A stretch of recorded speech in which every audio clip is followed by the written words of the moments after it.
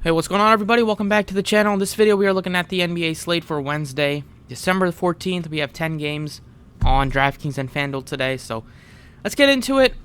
First big slate of the week. Hopefully, it can be a good one. It's been a bit tough recently. Just looking to kind of get back on a roll. Starting off with the point guard position today, you have Luka Doncic and Steph Curry, both above 11,000. Curry's right at 11K, and then you got Luka at 12.6. Big price gap. We know Wiggins is going to miss today as well, and possibly a good chance that Klay Thompson doesn't play. He's been sitting on every back-to-back this year, so unless something changed, expect those two guys to continue to be out. So Curry would get more shots without Thompson, obviously, but you can look to some value picks instead.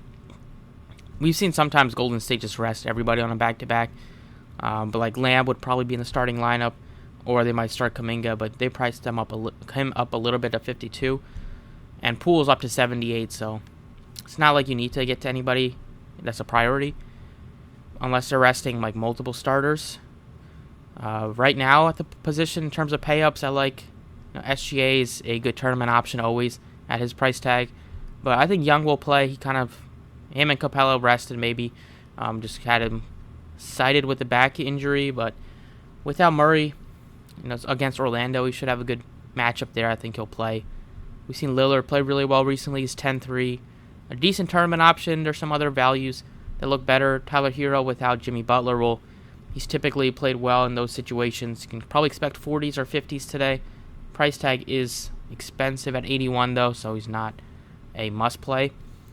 I think instead you can go down to like Van Fleet at 75. Gets a good matchup against the Kings. We know Anunoby's out for at least a week from the last game he played, for the last game he missed. So Van Fleet will have a little bit more usage. I mean, Anunoby's he's not the highest usage player, but he will take some shots and he will get some like rebounds and stuff like that. So there are some categories that Van Fleet can do better in. He's been shooting really poorly from distance, but he's still giving you good fantasy production just because he'll get you assists and get you some rebounds. And last game he gives you opportunities for a lot of steals. Against the Kings at this price tag, I think he looks like one of the better mid-range plays. Another good value would be Kyle Lowry. If you're not looking to get all the way up to Tyler Hero, you can get to Lowry, who's playing heavy minutes this year, for a veteran guard, just with some of the injuries they've dealt with. Vincent is still out, as well as Jimmy Butler today. You have some other guys probable, so unless those guys get downgraded. Lowry has 65 against OKC. Without Butler, it's a pretty good spot. If you're not looking to pay all the way up to Hero, I think he looks like a better point per dollar play. Over at shooting guard, you have Paul George at 95. Today, probably like Kawhi Leonard better. He's only $6,900. There's rumors that he's going to get his minutes limit increased. The coach didn't say when, but he got 29 minutes last time out, and he had his best game of the year, or one of his best games of the year. So it could happen today against the Timberwolves. Who knows? But I'll only take that chance on Kawhi Leonard when we get to him.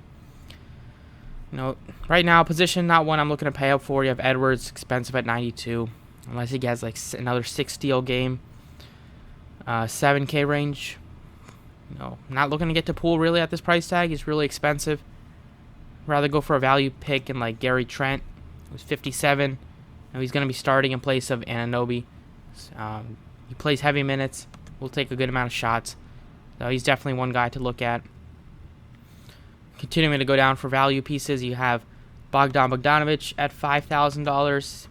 He's really benefited without Murray. He's missed a lot of time this year, but not having Murray has led him to, pretty much close with the starters. He's playing starter level minutes, and he's been really efficient, and he likes to shoot a lot. So it is a good spot against Orlando for sure at a 5K price tag for a guy that gives you 8 to 9x upside on that price tag. Small forwards, once again, not a position where there's a ton of great pay-ups that I'm looking at.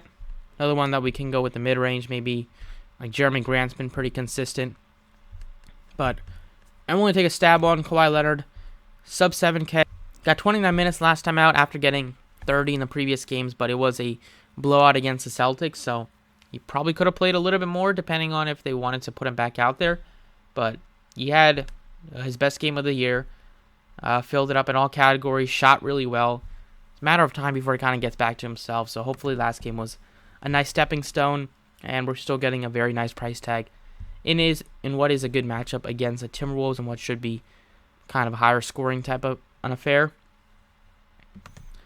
Power forward options, Siakam's 10.5. He's pretty expensive.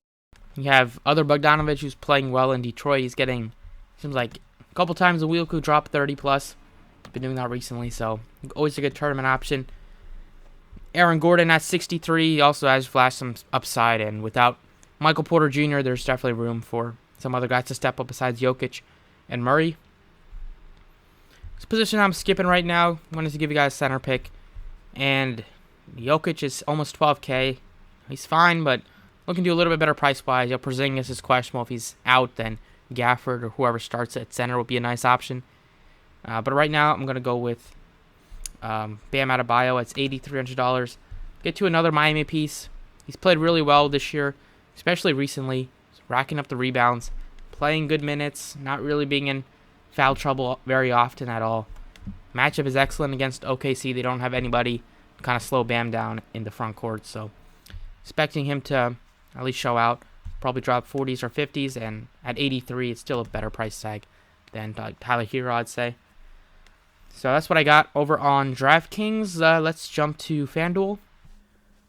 Alrighty, on FanDuel, pretty similar. One change is at center. I have Capella in here at 62 without Collins. Good matchup against Orlando. They're going to need some size against that front court. And Capella has done really well recently in the games that he's played. He missed last game, but before that, double-doubles, 4, 5, 6, 7 straight games. Can give you some blocks. And price tag is still very good without Collins. And then we have Bam Adebayo. 9K is, still, it's not the best price tag, but it's still a very good one without having Butler there. Only other guys you could look to will be like Randall, I'd say, as a pivot. Not really looking to get to anybody else as it's more expensive than Bam.